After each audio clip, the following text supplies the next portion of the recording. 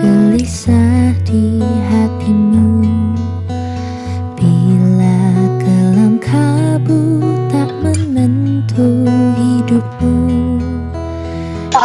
Ingat masih ada bergantian ya, kita akan baca bergantian. Yesus tak pernah jauh darimu. Kita akan lihat dulu Bila Lukas cobaan menggodai hatimu, saya akan buka Alkitabnya, Lukas 18 ayat 1 sampai 8. Oke, kalau sudah bertemu nanti secara bergantian kita akan baca. Saya akan membaca ayat yang pertama, kemudian nanti Ibu Lydia membaca ayat yang kedua, kemudian Ibu Maksi Sinaga ayat yang ketiga, Bapak Jo ayat yang keempat, lihat ayat yang kelima Bapak Siburian, yang keenam Cika, yang ketujuh Bapak Pasaribu, dan yang kedelapan Bapak Gotong. Saya akan membaca dari ayat yang pertama, perumpamaan tentang hakim yang tak benar. Yesus mengatakan suatu perumpamaan kepada mereka untuk menegaskan bahwa mereka harus selalu berdoa dengan tidak. Katanya, dalam sebuah kota ada seorang hakim yang tidak takut akan Allah dan tidak menghormati seorang pun. Yang ketiga, oke. Dan di kota itu ada seorang janda yang selalu datang kepada hakim itu dan berkata, belalah hakku terhadap lawanku. Yang keempat,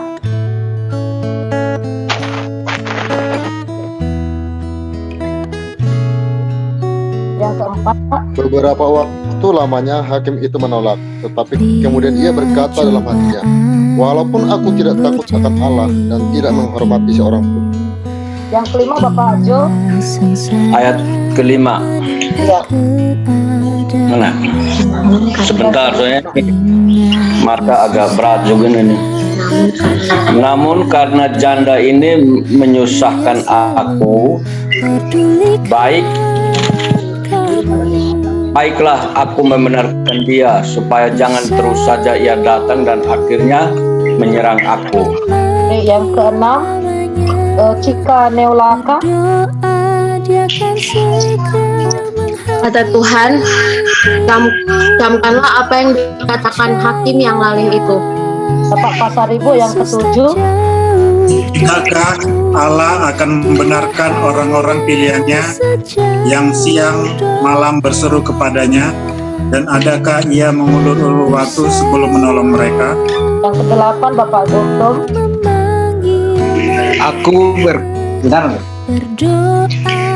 Aku berkata kepadamu, ia akan segera membenarkan mereka. Akan tetapi jika anak manusia itu datang, adakah dia mendapati iman di bumi? Ya. Terima kasih ya Pak. Nah Bapak Ibu yang dikasih Tuhan, nanti ada beberapa pertanyaan yang akan kita berikan kepada teman-teman kita, anggota kita. Yang pertama sekali yang kita tanyakan itu, sebelum saya nanti akan bahas, pertama sekali kita tanyakan dulu, seberapa penting doa untuk kita, atau mengapa doa itu penting. Nah kira-kira menurut kelompok kita dulu nih ya, sebelum kepada jemaat kan kita dulu harus bahas ya. Pak Jo, menurut Pak Jo seberapa penting doa dalam hidup Bapak? Kalau menurut saya Ibu, terlalu sangat-sangat penting. Karena apa? Doa ini kan alat komunikasi untuk kita berhubungan dengan Tuhan, Sang Pencipta kita. Nah, kalau kita tidak ada hubungan dengan Tuhan, bagaimana dengan kehidupan kita nanti? Saya kasih contoh kayak orang tua dan anak. Kalau anak tidak berhubungan dengan kita, ya kita juga tidak tahu apa keperluannya. Jadi doa ini sangat penting bagi kita umat Kristen, karena doa itu adalah alat komunikasi. Kita dapat menyampaikan segala pergumulan hidup kita kepada Tuhan, dan biarlah Tuhan yang akan berkehendak atas kehidupan kita. Dan doa itu sangat penting untuk pendeta. Terima kasih. Ya. Dulu waktu pertama sekali COVID itu keluarga per keluarga itu rajin sekali berdoa itu. Bahkan mengeserkan video-videonya, foto-fotonya. Tapi mulai masuk bulan 9, bulan 10, mulai nih kurang ya. Nggak tahu apa kita juga demikiannya. Nah, doa itu seperti itu. Setiap waktu, setiap detik. Ya, tidak hanya pas doa makan saja kan kira gitu. Nanti kita jelaskan ini kepada anggota kita. Seberapa penting. Jadi kita korek kan doa mereka. Apakah hanya sekedar makan? Apakah hanya sekedar istilahnya membutuhkan? Pada saat dibutuhkan kemudian nggak dibutuhkan lagi, bagaimana jam doanya? Kan kira-kira seperti itu. Ini yang perlu kita korek nanti kepada anggota kita. Nah, kemudian kira-kira dalam tahunnya kita bahwa doa itu sangat penting. Kira-kira apa faktor penyebab? Misalnya kan ketika curhat nih, mereka menganggap penting. Lalu kita tanya lagi, seberapa banyak kau? Kalau mereka katakan, saya jarang berdoa Ibu Pendeta, saya jarang berdoa Ibu Lydia, saya jarang berdoa Ibu Naga. Nah, apa penyebabnya? Jadi nanti kita akan catat itu, apa penyebab mereka jarang berdoa. Bahkan mungkin di antara anggota kita berdoa. Kita tanyakan itu nanti. Nah, nanti ini akan di-sharekan Ibu Lydia Sari ya, pinangnya saya sudah kirimkan ke Ibu Lydia. Nanti di-sharekan ke Zoom, ke WA kita masing-masing bahan ini. Nanti ini yang menjadi pertanyaan-pertanyaan kita kepada anggota kita. Nah, kemudian yang ketiga, di dalam doa, apa bicara dengan Tuhan itu secara terbuka? Apakah kita terlalu formil dengan Tuhan? Jadi kita bisa tahu kenapa kadang-kadang orang agak susah tuh disuruh berdoa. Ada apa gitu? Apakah dia berbicara dengan Tuhan itu terbuka? Apakah doanya itu dihafal? Apakah doanya itu hanya tulis? Jadi kita bisa tahu. Jadi kayak terbuka ini kayak seperti kita ngobrol sebenarnya. Misalnya dalam keadaan gimana ya, Tuhan kenapa ya kok aku pening gitu. Tuhan, aku hari ini mau ke sana tapi kok aku ada rasa takut ya. Tuhan kok seperti ini ya. Seperti itu kayak kita ngobrol. Seberapa sekali kita dengan Tuhan. Tuhan hari ini aku mau perjalanan nih. Aku nggak tahu apa yang aku belum tahu bagaimana di depan sana. Aku belum tahu Tuhan. Tapi aku percaya Tuhan akan melindungi aku. Bagaimana kita itu terbukanya kepada Tuhan. Nah, kemudian kita tanyakan lagi kembali, apakah Anda berdoa untuk mencari pemahaman atas kehendak Tuhan? Maksudnya begini, kadang-kala kita berdoa, sering nggak kita berdoa, kita mengatakan kepada Tuhan, kehendak-Mu Tuhan yang jadi. Sadar nggak sadar, kita kan memaksakan kehendak sama Tuhan. Harus jadi. Tidak, Bu. Kita tidak boleh memaksakan kehendak kita kepada Tuhan. Karena biar bagaimanapun Tuhan juga sudah mengetahui isi hati kita. Yes. Tapi harus disebutkan. Iya. Ada kayak gini kan Pak, ada orang berdoa seperti ini Pak. Tuhan Kau tahu isi hatiku. Di dalam nama Tuhan Yesus Kristus. Amin.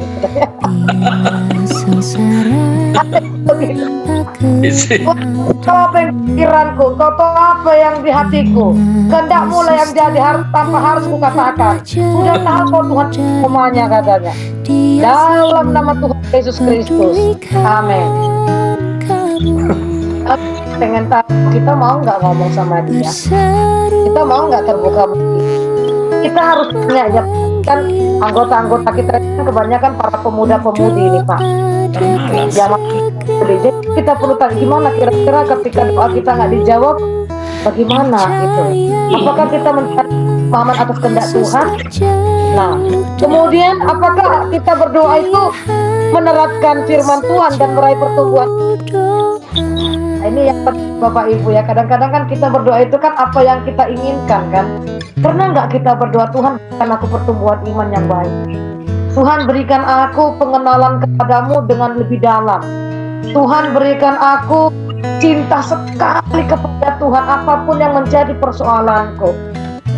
Kadang-kala yang kita doa, Tuhan aku mau ini, Tuhan sembuhkan aku, Tuhan aku mau, Tuhan aku mau ini, Tuhan lindungi. Pernah nggak kita berdoa berkata kepada Tuhan, Tuhan tambahkan pengenalanku yang dalam akan Engkau, sehingga semakin dalam aku kepadamu, semakin aku cinta kepadamu, semakin aku dekat kepadamu, dan semakin aku melayani. Kira-kira seperti itu. Nanti ini beberapa pertanyaan yang bisa kita tanyakan ya. Ini nggak semua harus kita tanyakan, mungkin ada bagian-bagian yang penting saja yang kita tanyakan. Nah, kemudian kita tanyakan kepada peserta kita, sampai kapan kita berdoa? Nanti saya akan bahas ini, semuanya ini akan saya bahas. Sampai kapan kita berdoa? Kemudian yang ketujuh, apakah waktu khusus pada Tuhan hanya atau pada saat makan?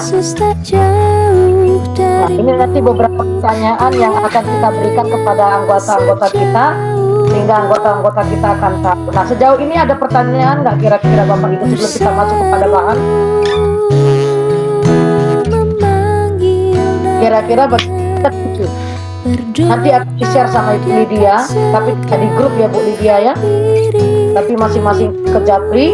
Nah, kemudian inilah yang akan kita tanyakan kepada peserta kita, sehingga kita bisa tahu, oh ternyata, maaf nih Bapak Siburian, ternyata anggota kelas meeting rupanya jarang berdoa. Enggak, tapi Pak Siburian enggak seperti contohnya kan gitu ya. Kadang-kala Pak ya, saya terbuka Pak ya, kadang-kadang seorang majelis, seorang guru sekolah minggu, salah dulu majelis, guru sekolah minggu, dia mengajarkan firman Tuhan, tapi dia sendiri tidak punya waktu doa untuk Tuhan. Dia sendiri tidak punya waktu doa untuk membaca Alkitab. Kalau dia sendiri tidak mengisi hatinya kepada firman Tuhan, memiliki persekutuan doa kepada Tuhan. Kira-kira seperti itu. Ada nggak kira-kira yang mau kita tanyakan di sini, Pak? Ibu Sinaga, gimana Bu?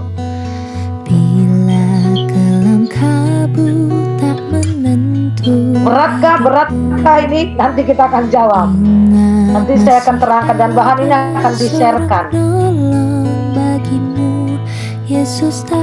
Ya, bagaimana Ibu Lydia? Saya masuk ke bahan aja dulu ya.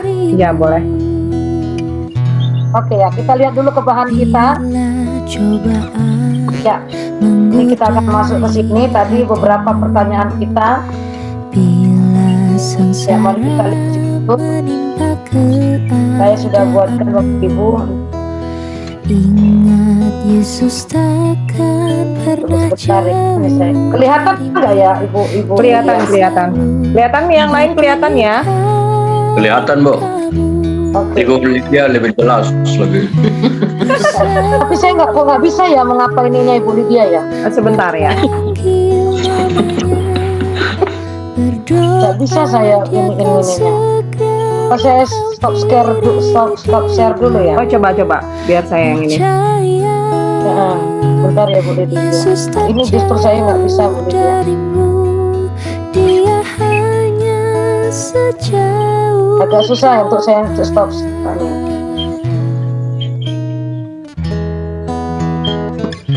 Nah, ini udah ya Bu Lydia ya? Sudah. Ya. Nah, tadi sudah kita baca, tadi bicara tentang di situ tentang tadi yang kita baca itu tadi berbicara tentang bagaimana hakim yang tak benar ya, kalau kita perhatikan di situ.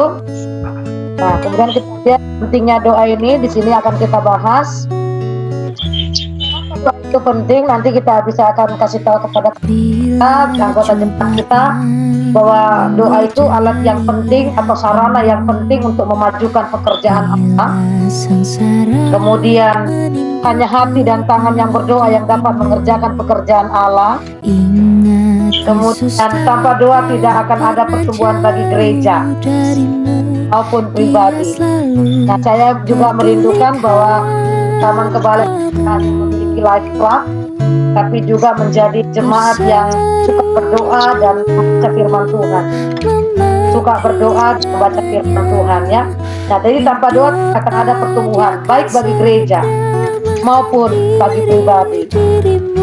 Nah, doa itu adalah hak paling istimewa yang diberikan Allah kepada orang percaya. Itu adalah hak paling istimewa yang diberikan Allah kepada orang percaya.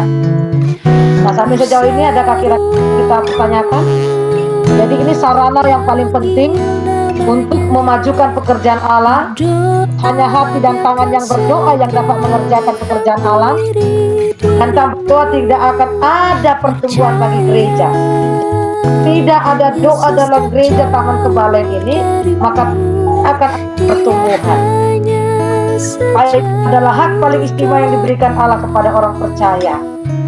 Kemudian kita lihat lagi kelemahan gereja dalam doa. Mari kita perhatikan. Kadangkala tidak peduli, sudah dibuat di situ. Hari ini kita persekutuan doa, tapi kadangkala banyak nggak datang. Nah, komisi yang paling sulit berkembang di dalam kemajelisan itu apa? Sebenarnya harus ada panitia atau komisi doa di gereja. Itu juga bisa dikatakan majelis ya, panitia-panitia seperti itu, komisi doa. Yang sulit berkembang itu komisi doa. Jadi kalau ada misalnya nih Bapak Ibu, panitia Natal, kemudian panitia pembangunan, pernah nggak dicantumkan di sini yang namanya komisi doa?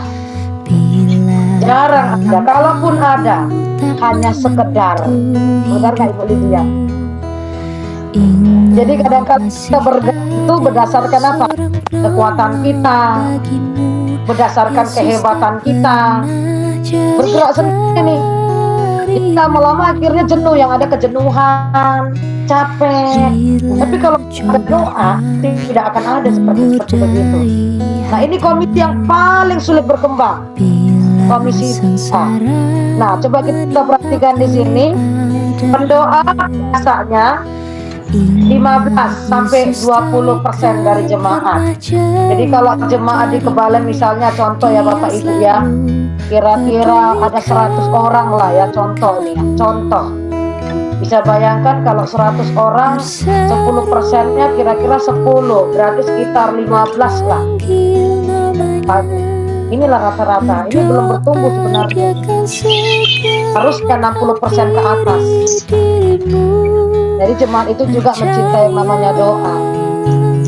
Nah, kemudian alasan klasiknya kenapa seperti itu? Sibuk lah, gak sempat lah, capek lah, banyak ya. Itu pendeta, itu tugas hamba Tuhan, itu mahasiswa praktek, itu tugas majelis. Ini kelemahan gereja dalam doa ini. Ini penelitian. Kemudian mari kita lihat tidak mau. Nah, ini perhatikan. Tapi mau didoakan. Ini Pak Jo ya. Pak Jo nggak mau berdoa, tapi mau didoakan. Kira-kira itu nggak? Nah, saya mau didoakan, tapi saya nggak mau berdoa. Tolong dong pendeta doakan saya, kan banyak kayak gitu jemaat masih flu-nya dia ya, kayak masih ingus-ingus. Teleponnya ibu pendetanya, Bu saya lagi flu, nggak bisa ke gereja, tolong doakan saya. Tapi dia sendiri belum tentu berdoa, dia sendiri belum tentu memanjatkan, menaikkan doanya kepada Tuhan.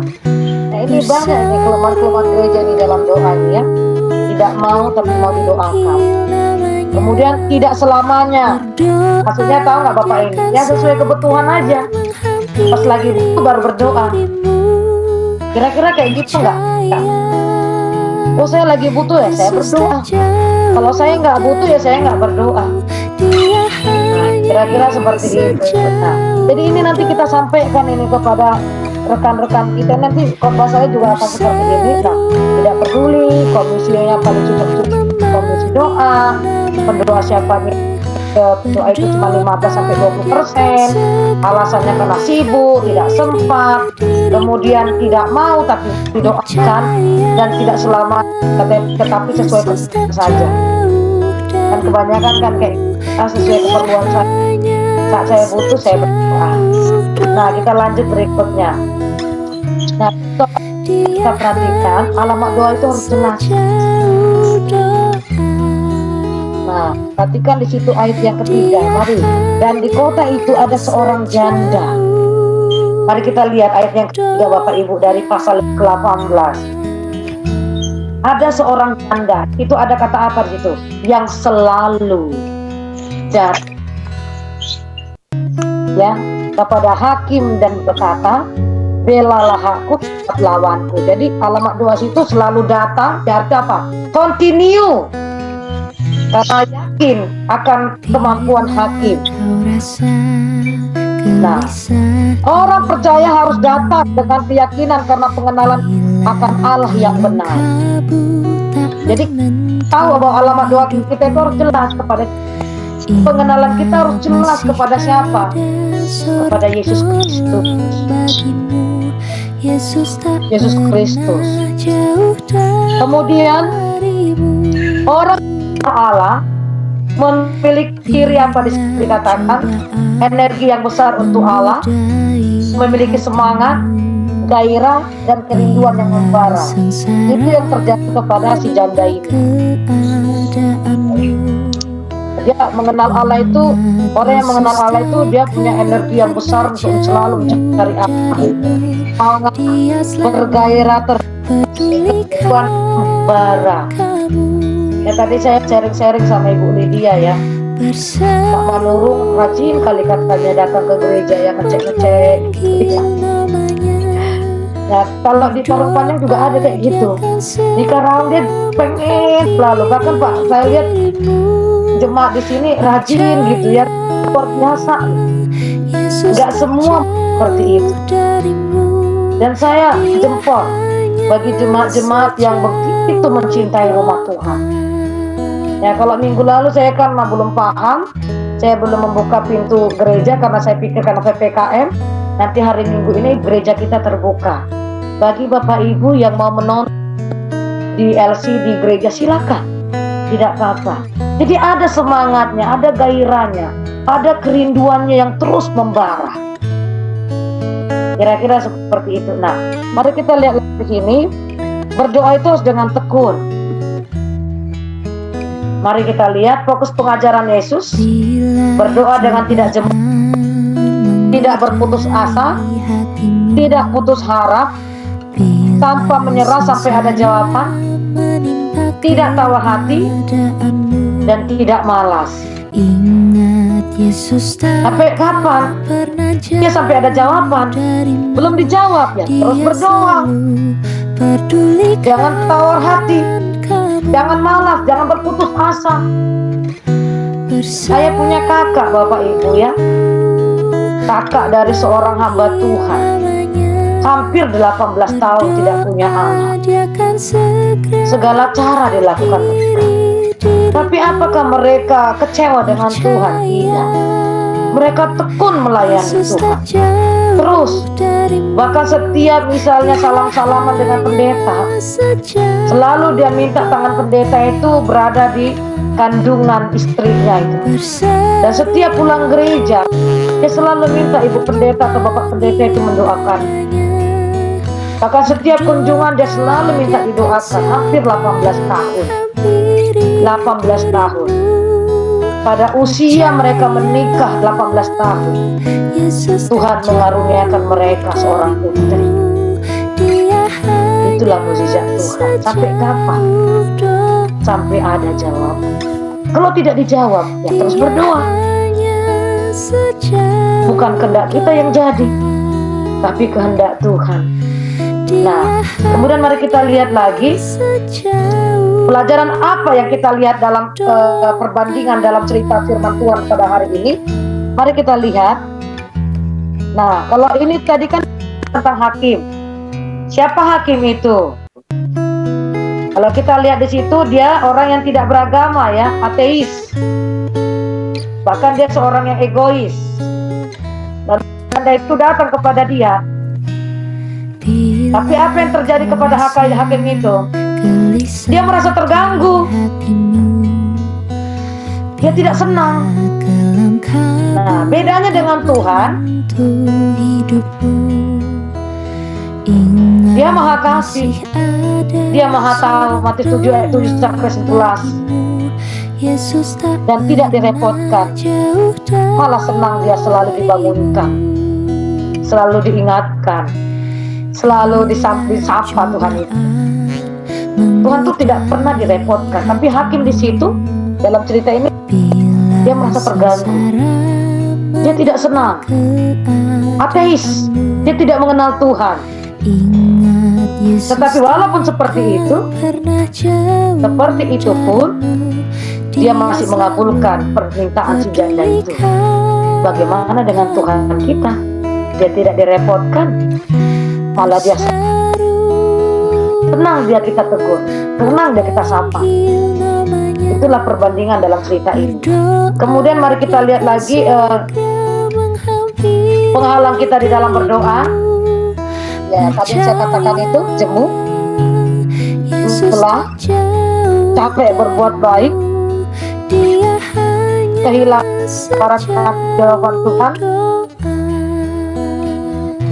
Contohnya dalam kisah tentang Yusuf pasal 40 ayat 1 sampai 23. Kemudian salah berdoa, jemu, lelah, capek berbuat baik, kehilangan kesabaran, dan salah berdoa. Nah, pada ayat yang ke-8, mari kita lihat ayat ke-8. Aku berkata kepadamu, ia akan segera membenarkan mereka, akan tetapi jika anak manusia itu datang, adakah ia mendapati iman di bumi? Nah, ketekunan itu dapat yang kita pelajari dari cerita ini harus sampai akhir. Pasti akan ada tantangan, ketidakadilan akan terus terjadi. Doa mereka dijawab, kenapa doa aku tidak? Dunia tidak semakin baik. Sebagian berkata, sebagaimana bulan mempengaruhi pasang surutnya air laut, demikian juga doa mempengaruhi pasang surutnya kerinduan Anda untuk hidup menurut kemauannya. Tapi saya mau ingatkan kita, Bapak Ibu, terus percaya dengan kasih, kuasa, kesanggupan Tuhan untuk menolong, tekun dalam belajar firman Tuhan, tekun berdoa meskipun banyak pergumulan hidup atau doa-doa kita belum dijawab Tuhan. Saya akan tutup dalam Yakobus 5:16-15. Doa orang bila dengan yakin didoakan sangat besar kuasanya. Kira-kira seperti itu. Ada pertanyaan Bapak Ibu yang dikasih Tuhan? Kita kembali kepada pertanyaan ini. Nah, inilah nanti yang akan kita bahas di hari Minggu nanti.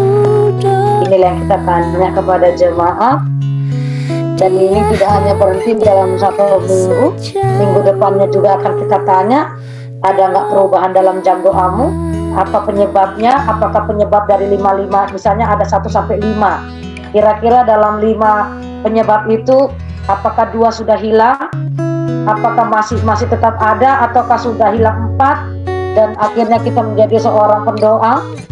Kemudian apakah kita dengan Tuhan itu secara terbuka berdoa? Apakah kita memahami kehendak kita atau kehendak Tuhan? Apakah kita berdoa itu juga untuk meraih pertumbuhan iman kita? Dan sampai kapan kita berdoa, kita juga harus tanyakan kepada jemaat. Dan apakah kita punya waktu doa? Apakah hanya doa makan?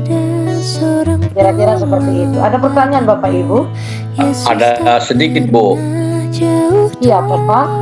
Mengenai kebiasaan kita berdoa, saya juga sendiri mengalami dan ada beberapa jemaat kita juga demikian.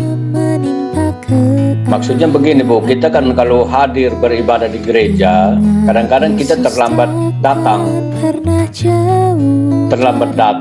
tapi apabila mau masuk di ruangan ibadah, biasanya tunggu saat-saat berdoa baru masuk. Nah, itu apakah kebiasaan yang baik apa jelek? Soalnya kalau saat-saat ibadah, kalau menurut saya, Bu, kalau mau masuk, masuk aja, jangan tunggu saat kita berdoa baru masuk. Mungkin diperkirakan kita tidak melihat, tetapi kan Tuhan melihat. Kalau terlambat ibadah begitu, Bu.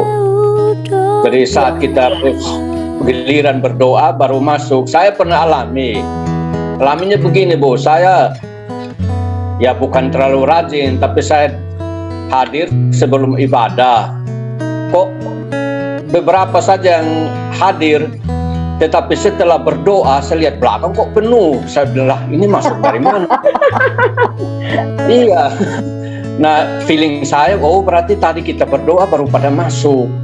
Nah, itu yang saya mau tanyakan, Bu. Jadi kadang mungkin lebih takut kita daripada Tuhan atau bagaimana, ya mohon pencerahan aja, Bu. Terima kasih. Terima kasih, Pak. Sebenarnya sebaiknya untuk datang beribadah kepada Tuhan itu jangan terlambat. Kan ada kisahnya, Pak, tentang Maria dan Marta ya, Pak ya.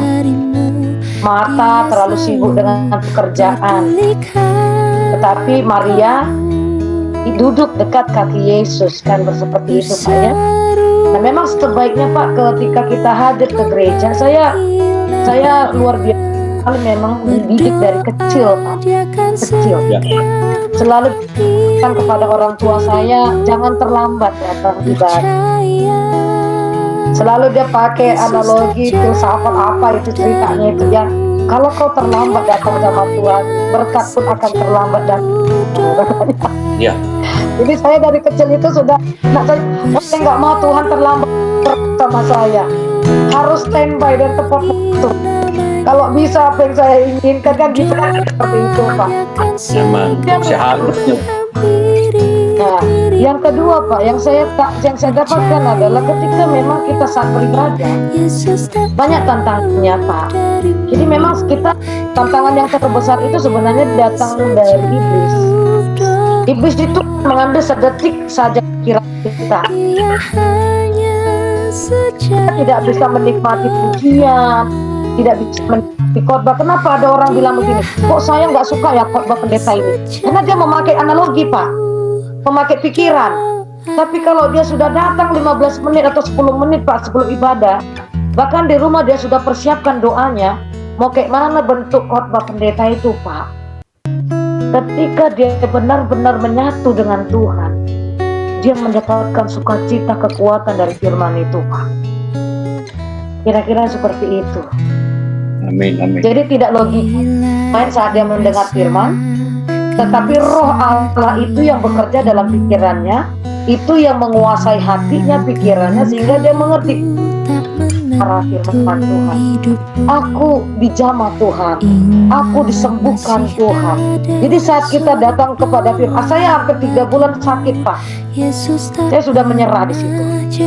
Lalu apa yang saya lakukan, Pak? Setiap firman Tuhan yang saya dengar dan saya baca, saya selalu katakan sama Tuhan, saya percaya firman memberikan kesembuhan, Tuhan. Saya percaya firman memberikan saya keselamatan. Hari ini saya baca, saya nggak tahu di bagian mana yang rusak dalam tubuh saya. Saya firman, sembuhkan yang rusak itu. Karena kau tahu yang rusak dalam tubuhku. Itu saya rasakan. Itu saya rasakan. Itu saja, Pak. Jadi sebaiknya jangan terlambat, jangan. Siap, Bu. Saya mau sharing sebentar. Aku sih belum terlalu ngeh dari materinya. Cuman aku dan teman-teman mungkin juga saya tahu mengenai live club atau kelas meeting yang selama ini. Kalau kelas meeting, halo, Shalom. Ya, dengar, Pak, dengar kok. Kalau dari pengalaman kita selama ini bahwa kelas meeting itu atau maupun kelas live club ya dua hal yang sangat berbeda itu selama ini. Karena apa? Ya. Kalau kelas meeting ya benar kita itu per sektor dan mempunyai bahan buku kelas meeting yang sudah memang diputuskan dari distrik. Iya. Dari wilayah itu memang ada bahannya yang kita ikutin selalu buku kelas meeting. Terus kalau yang live club memang dia khusus untuk membahas tentang khotbah setiap minggunya. Nah itu, jadi selama ini pas keluar gereja, keluar kebaktian umum, langsung kita sharing sebentar tentang apa yang dikhotbahkan oleh pemimpin jemaat pada saat itu. Tapi sebelumnya di hari Sabtu biasanya kita udah sharing tentang firman Tuhan yang akan disampaikan oleh gembala sidang besoknya. Itulah mungkin yang terjadi selama ini. Dan kita butuhkan waktu itu, waktunya paling maksimal 20 menit. Kalau dari segi namanya sih aku tidak terlalu mempersoalkan apapun namanya, tapi dari segi yang manfaatnya selama beberapa bulan sebelumnya amat membuat kita ada perbedaan lah, ada manfaat yang tadi timpal balik, tidak hanya menerima tapi saling bertukar membahas firman yang dibahas. Maaf yang dibahas oleh gembala jemaat. Dia hanya sejauh doa. Dia hanya sejauh doa.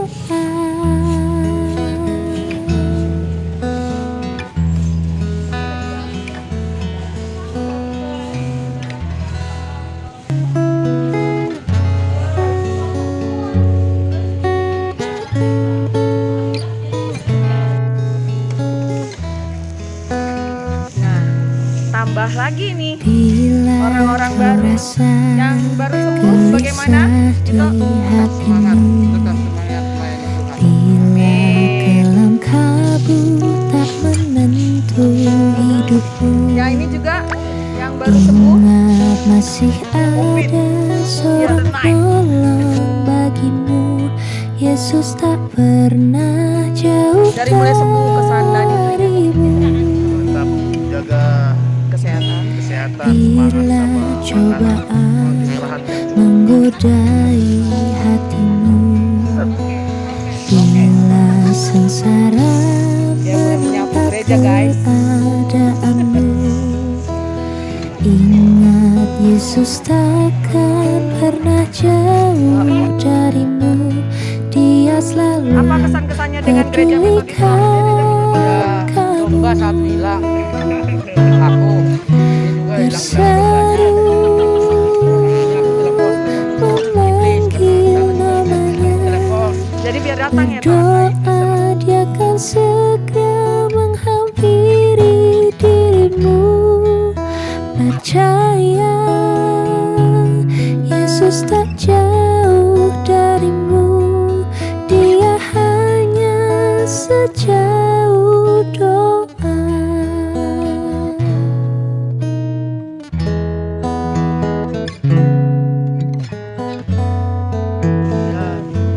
agak kecewa mungkin apa segala macam.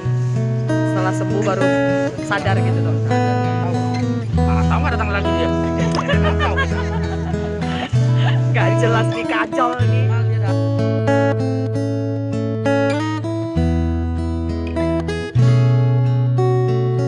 Nih guys, tampak hari ini semua masih dengan semangat. Bila cobaan menggodai hatimu, Ya guys. bila Dan kita sengsara tetap semangat di dalam pelayanan menimpa Tuhan. keadaanmu, ingat Yesus Rame, guys. takkan pernah jauh darimu. Dia selalu Ya, gereja Metodis pedulikan dengan keadaan hari Minggu. Pada hari ini dengan Ibu Pendeta yang baru. berseru Oh ya. memanggil Ngomong Inggris. namanya. Berdoa dia kan segera menghampiri dirimu. Percaya Yesus tak jauh Kesan-kesannya. darimu. Dia hanya Aku masukin dulu ya. sejauh doa.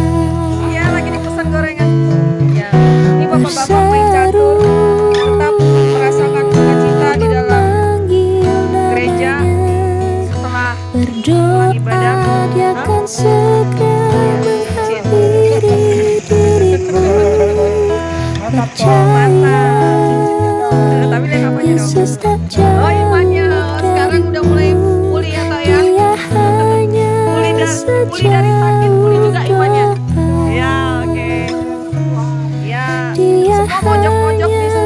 Hebat sekali di gereja metodis ini.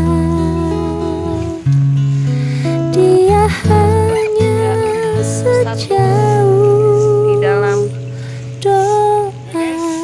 Hai guys, tuh. Ya. Nanti kejebak sama kata-katanya sendiri, Pak. Jangan kebersihan dari iman mulu.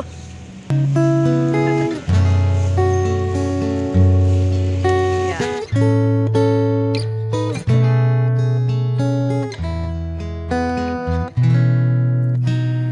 Bila kau rasa gelisah di hatimu, bila kelam kabut tak menentu hidupmu, ingat masih ada seorang penolong bagimu. Yesus tak pernah jauh darimu. Bila cobaan menggodai hatimu, bila sengsara menimpa keadaanmu, ingat Yesus takkan pernah jauh darimu. Dia selalu pedulikan kamu. Berseru memanggil namanya, berdoa dia akan segera menghampiri dirimu. Percaya Yesus tak jauh darimu, dia hanya sejauh doa.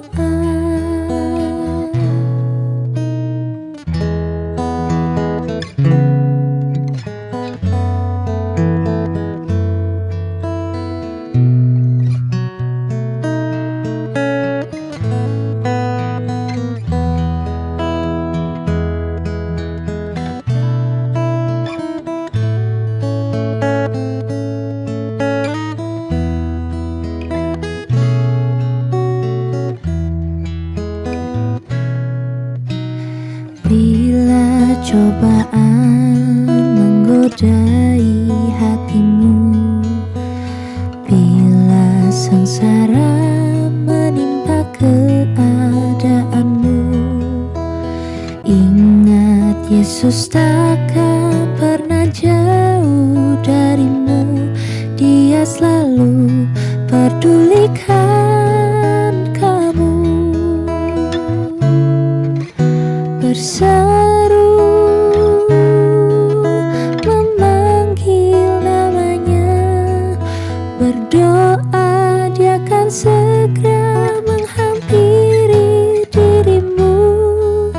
Percaya Yesus tak jauh darimu, dia hanya sejauh doa. Berseru memanggil namanya, berdoa dia akan segera menghampiri dirimu. Percaya Yesus tak jauh darimu, dia hanya sejauh